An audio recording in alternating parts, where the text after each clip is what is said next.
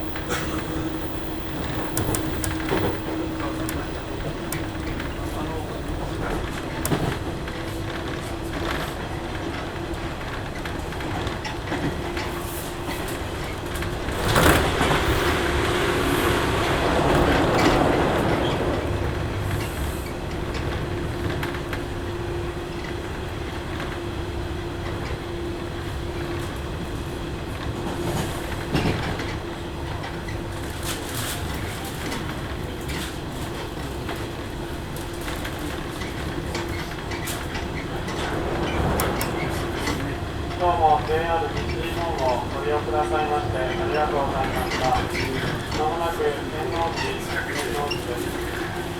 天王寺を出ますと次は新宮に停まります。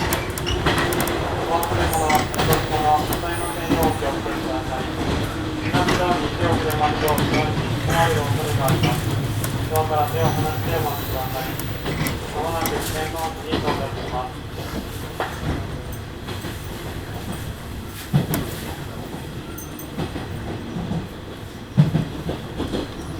左側、7番線段になります。